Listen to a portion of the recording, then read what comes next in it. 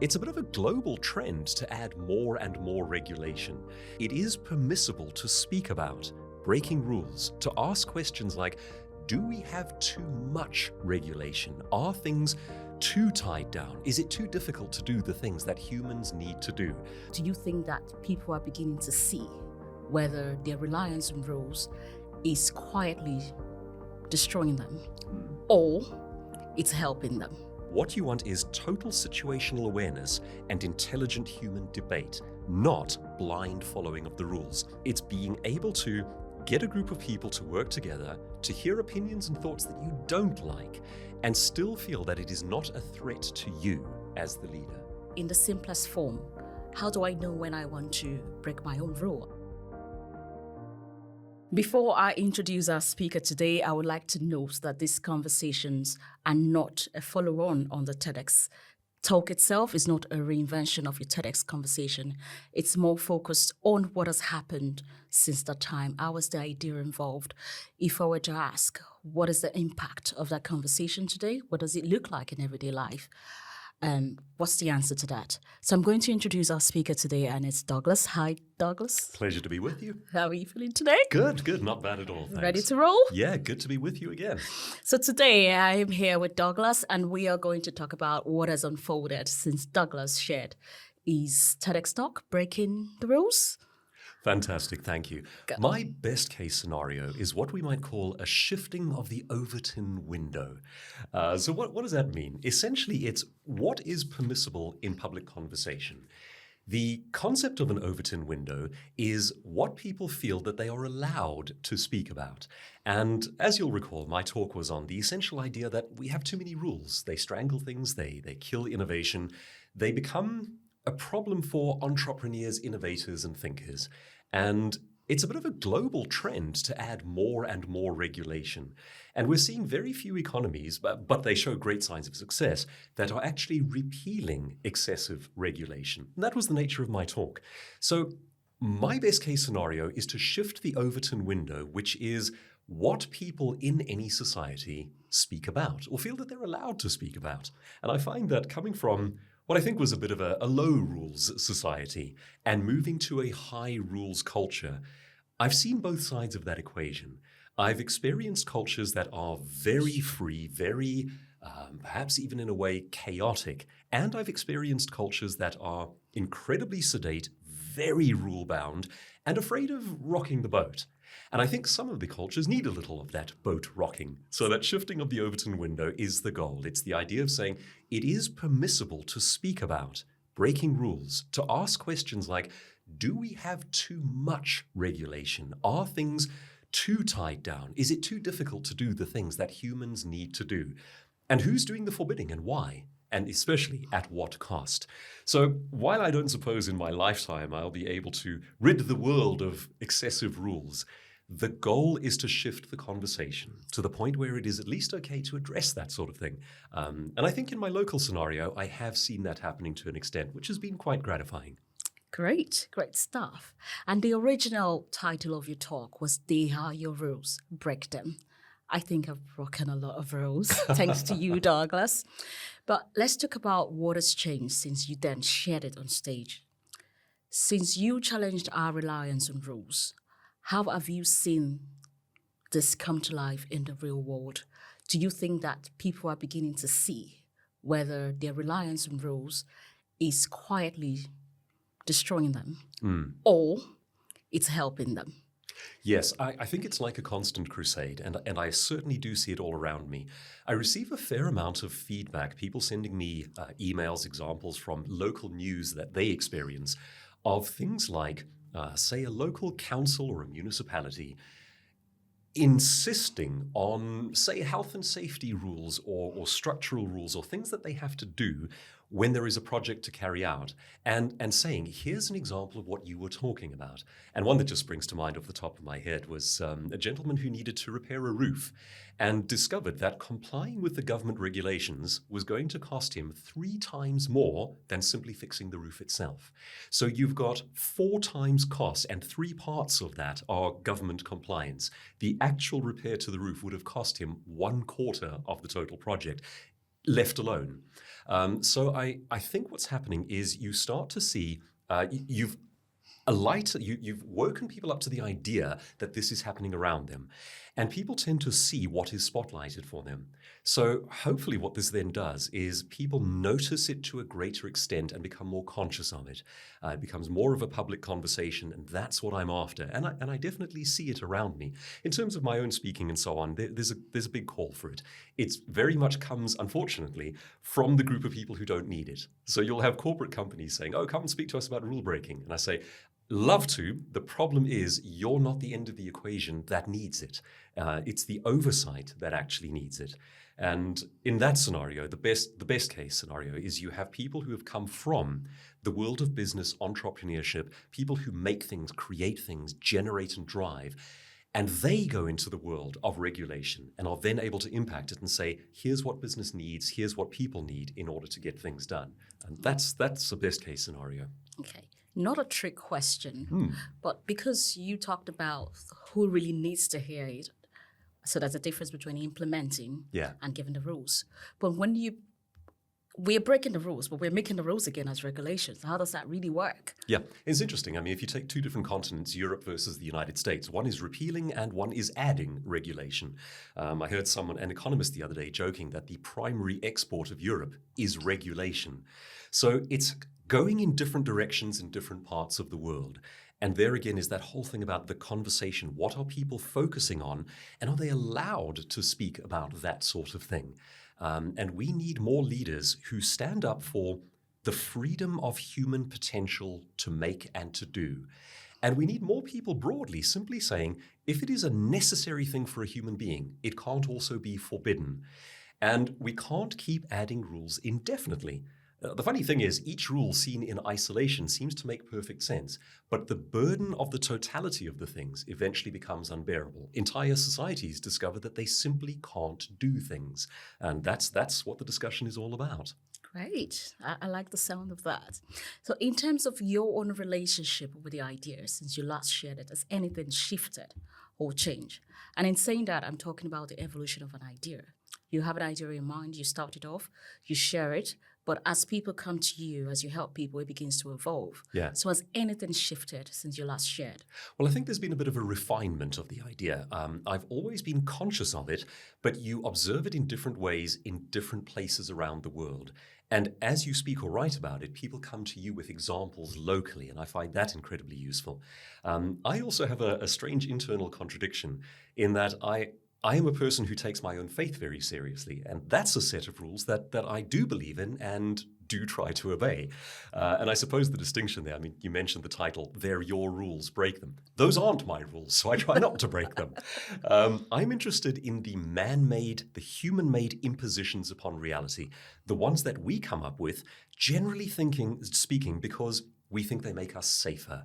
And there are some stunning examples of how they actually make things more dangerous in the long run. And the very simple explanation of that is we become blind to dynamic situations. Instead of looking at what's really happening in intelligent ways, we simply fall back on the rules say.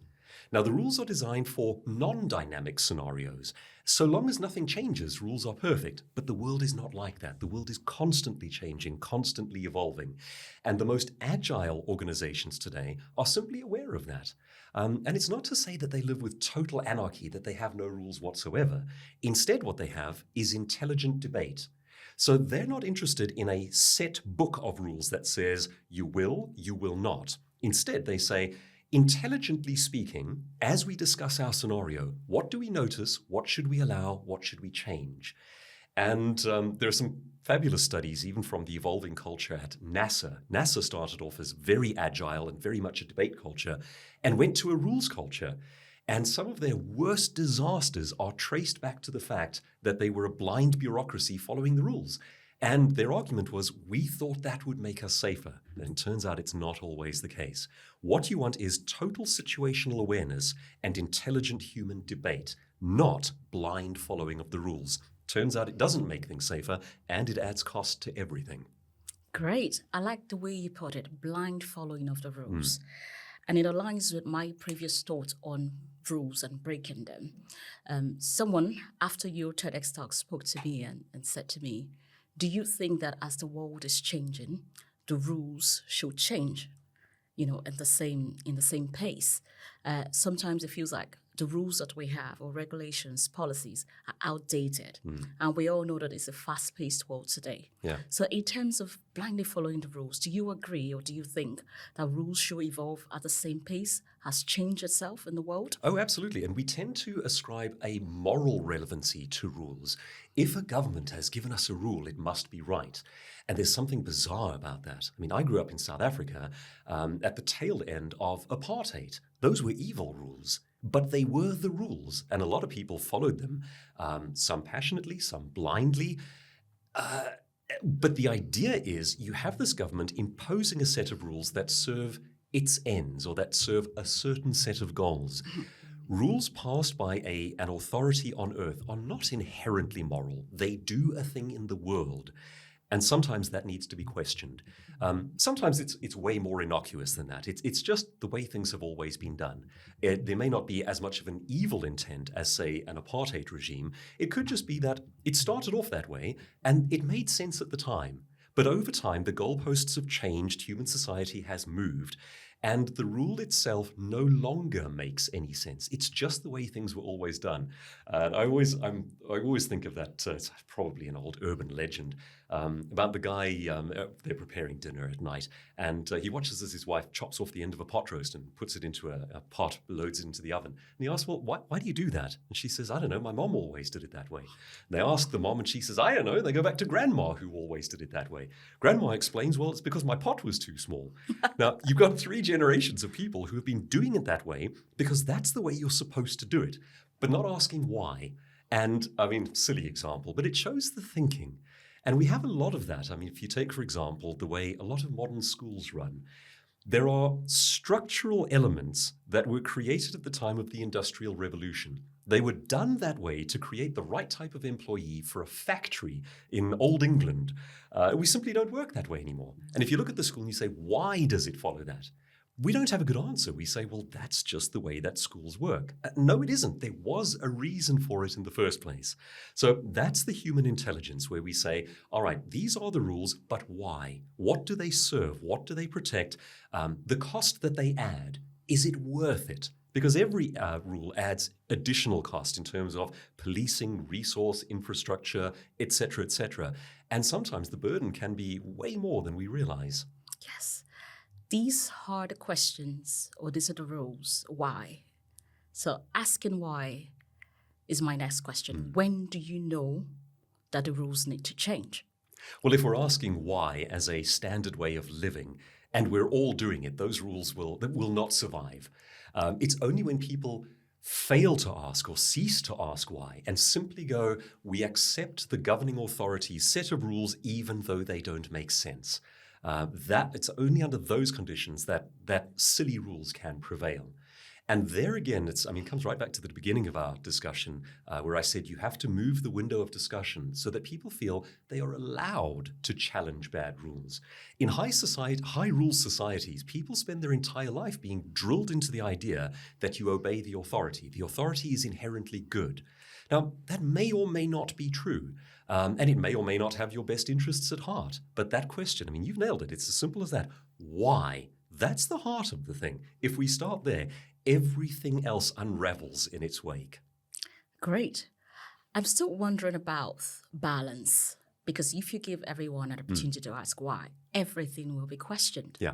So in terms of balance, what insights would you give to both the person asking why and the person who needs to make a change? Oh, that's a fabulous question. And now we get down to the practicalities of saying, all right, if you're going to be more agile and strip away needless rules, how do you manage that as a leader? Because you've rightly identified that opens the door to anarchy. So here, for example, is one way of many, but just one useful answer, one way in which agile leaders manage that dynamic with people. They say, all right, gather your team. We're going to have a debate about the way forward on something. Call it a project, your next year, whatever the case might be. And they say, for the next hour, there is no hierarchy in this room.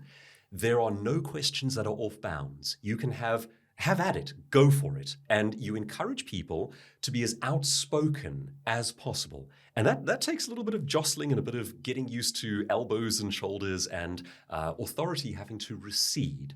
Then at the end of the hour, you become one organism again, agree on the way forward, and authority resumes. So what you have there is the best of both worlds. You have the control of authority with rules where necessary, but you recede that authority, you diminish it where it becomes important that intelligence should debate.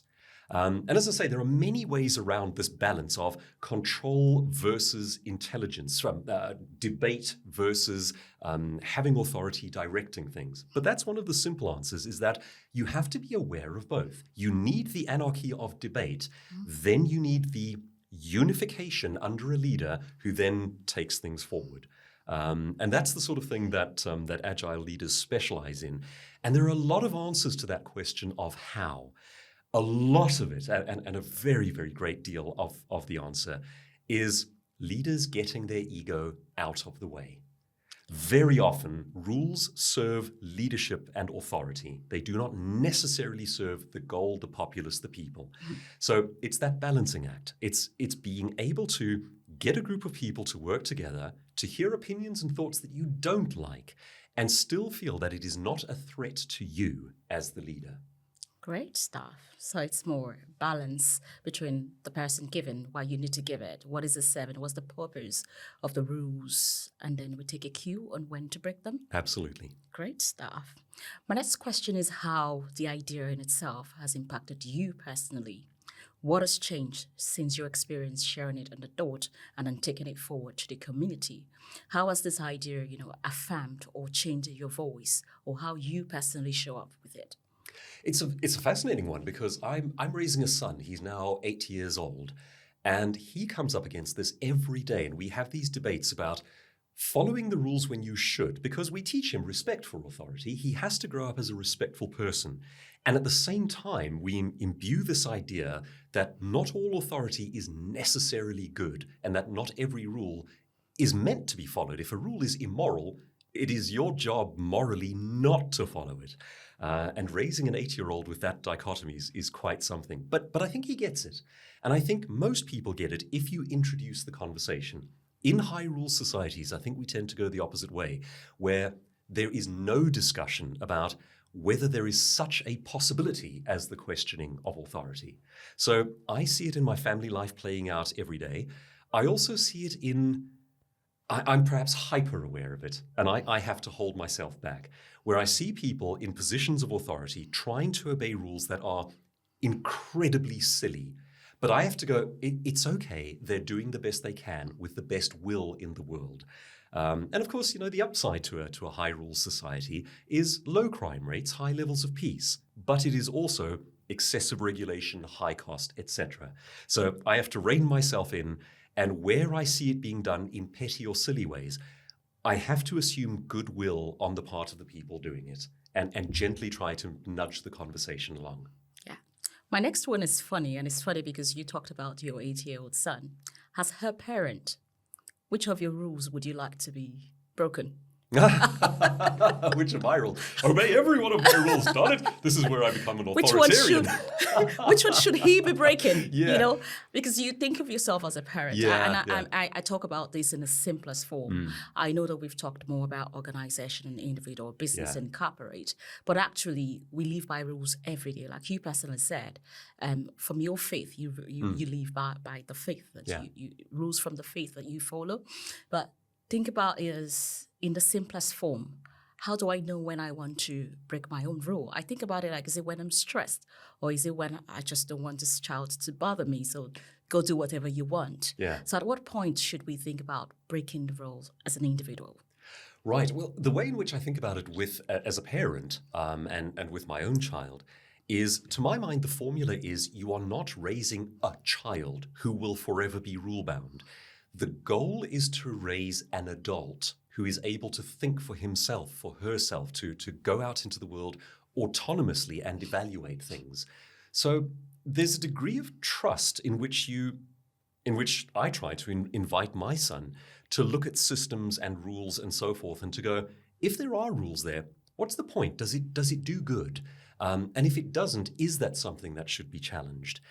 And I personally, I'm very fortunate that I don't come up against it too often in that I work for myself. So I'm the boss. I can be the tyrant. I can give myself freedom. But I'm very conscious of it with my child. And it is very easy to fall back on absolute rules. And there are times when you have to. It's simply, I'm the dad and I say so. It's got to be done. You have to be very clear in yourself why you are doing that. And you should be able to articulate it to the child as well. As they grow older, they question that more and more. And I find that if he understands an answer to come from a good place, I'm the parent, I'm doing it this way because of this for you. It's very different to simply laying down a you will because I say so, and the child has no reason for that. They don't see the rationale behind it.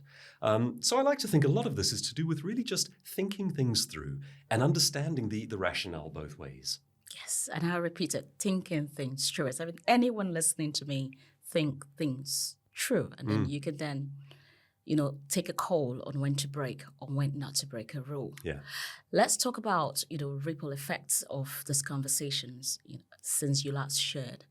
What moments, what reactions, what conversations have stayed with you since you last shared? Well, I think in my local community, there has been a shift in that window. And I really do believe that. I come from a culture where people are quite typically outspoken and not reserved about their opinions. And I find having moved to a more of a high rules society, I'm perceived as being quite spicy in my opinions. Now, I don't particularly care. I'm thick-skinned. Some people love it, some people hate it. That's fine. They're my opinions.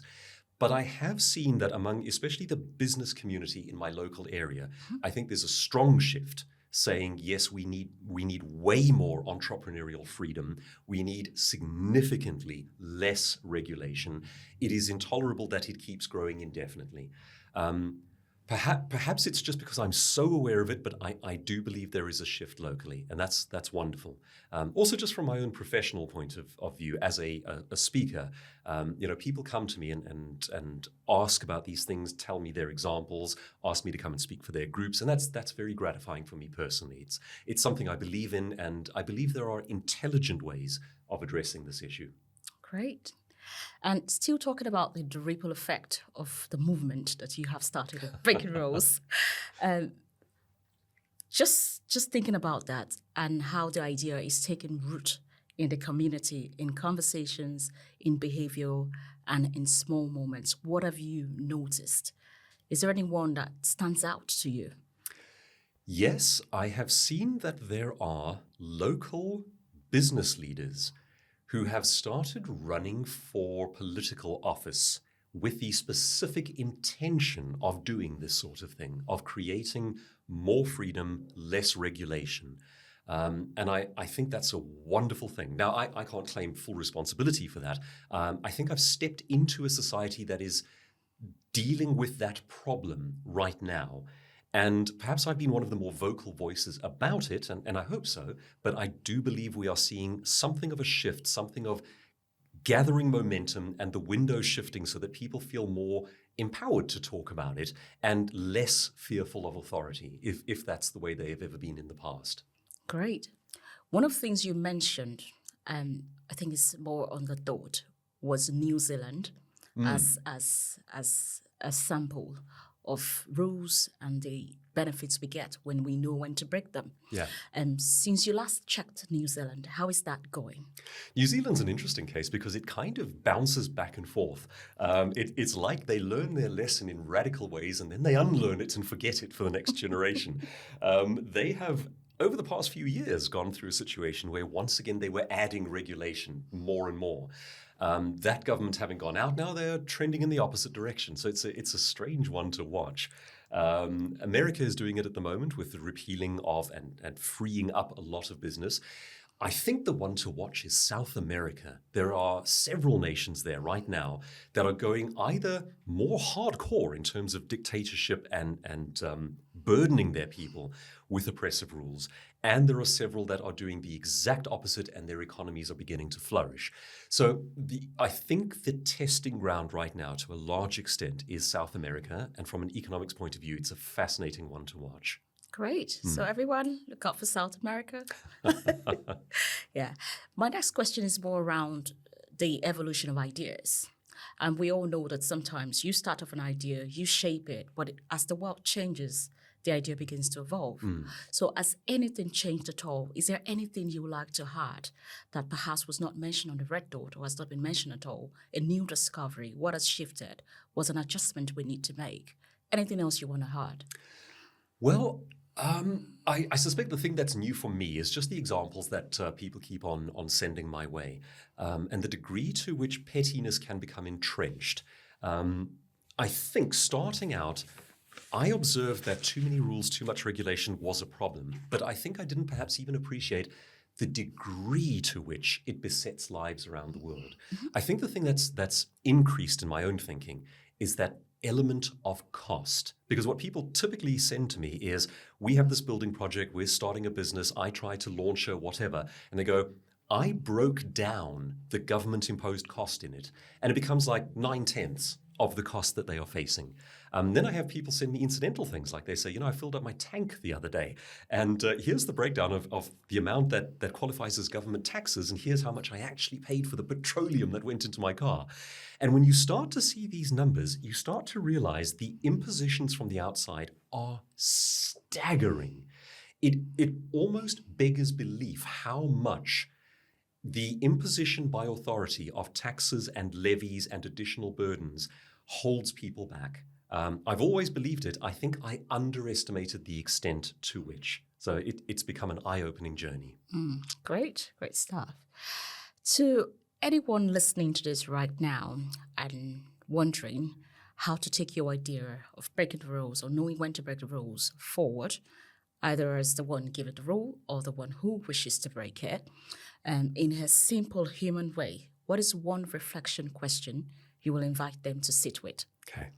Your human talent, all human talent, does not belong to a government. I heard such a heartbreaking story the other day of a woman from a Central African country who was trying to launch a business. And the list of things that held her back for a 2-year period while she tried to start her business. And you look at this and you think, here's a person who has skill, an idea, a way forward, a concept for uplifting herself, her family, her neighborhood, her community. And the local authority simply made it impossible. I think at the core of all of this thinking, human talent does not belong to a government. And if an authority, a government, a system of rules is able to stop human beings from flourishing, there is something inherently morally wrong with that. It's a perverse situation, and it doesn't have to be accepted. We look at governments, we look at structures of authority as inevitable, eternal. There is nothing we can do. There is always something you can do. In any country, the authority figure relies on the passivity or the acceptance of its people. If enough people don't accept it, everything changes. Start with the idea that human beings matter. For me, as a religious person, made in the image of God, our talent, our potential is important. It does not belong to a government, and it is not there for an authority to quell. That's what we're really talking about at the end of the day. Yes. With my individual hat on and in response to what you've just said, would you agree that there would be consequences? And should we be prepared? As we break the rules, should we be prepared for the consequences? Oh, yes. And it was way more difficult, say, 200-300 years ago. As societies begin to flourish and you have these global proving grounds for the idea that free trade, free talent, freeing up potential works and makes people prosperous around the world, it becomes harder and harder to quell it. Now, that's not to say that people don't try to quell it, but we live in an interconnected society now. You cannot hide the prosperity of one group of people who have relative freedom from another group of people who don't. We don't live in that world anymore. And though it is hard to, let's not even say anything as dramatic as overthrow, just to push back against that authority, it is becoming easier over time. I think we live in a time now where it is easier than it has ever been in the history of the species. If we go back to kings, chiefs, czars, pharaohs, there have been points in time when it was impossible, at the cost of your life. We're not in those times anymore. It's difficult, but it is doable. Yes, I agree. It's doable. I've tried to break some rules. It works. I can confirm that it works. Looking ahead then, what excites you the most about where this idea could go next? I'm excited by simple human talent. The flip side of that story about the lady from an African nation trying to start her business is that she wants to start her business. And there are people like her everywhere. There is such yearning to make, to grow, to build, to do, to take that inherent human ability to make new things out of nothing. And it's everywhere. And it exists in the most wonderful ways. You see it in artists. You see it in people who want to produce. You see it in people who want to build bridges, make roads, start schools. The yearning to make things, it never goes away. And there are limits to how much it can be held back. And I find that wonderful. I think it's one of the most beautiful things about our species. And to the extent that you see it released and freed up, it can bring a tear to the eye. I even love watching it in my small son, watching him draw things, think about creating. He wants to make little movies, and he already talks about the ideas that he has. How beautiful is that? I mean, we are a species who makes. Let's try to make sure that while we regulate, while we make up rules, that we don't stop ourselves from being a species that makes. It also lifts up human standards of living. People eat better, health is better, everything is better when we have the freedom within reasonable laws to make, to grow, to do. Great. And as we close, I'm going to share a personal reflection that brought your talk to mind recently. I was babysitting one of my friend's sons. She was having a baby, and she had another baby that needed looking after. So I was looking after this child, and one thing he asked me for the length of time he stayed with me was why. If you say, Yes. come and hit, it goes, why? If you say, do this, it goes, why? And at a point, I began to think, are we naturally built to ask why? Yeah. And it seems to me like the answer is yes. But when you grow, you begin to forget how to ask why. And then you're stuck in rules. And sometimes these rules are frustrating. And then it becomes a cycle of doing the same thing over and over again. And there is advancement, but no growth. And they're two different things. So thank you for sharing that. It resonates with me. So I'd like to encourage anyone who is listening to this, if this resonates with you, take your time and sit down with the conversations you've had today. You've had Douglas speak about rules and breaking them when you need to. Use them, bring them to life. And please feel free to share with Douglas, feel free to share with me, with TEDx, on how you're breaking the rules and how that is going. Until we see again on another series, keep the ideas going. Is there anything else you want to add, Doug? Anything else at all? Life is beautiful. Let's enable it as much as we can. Great stuff. Thank you, everyone, for listening. Till next time.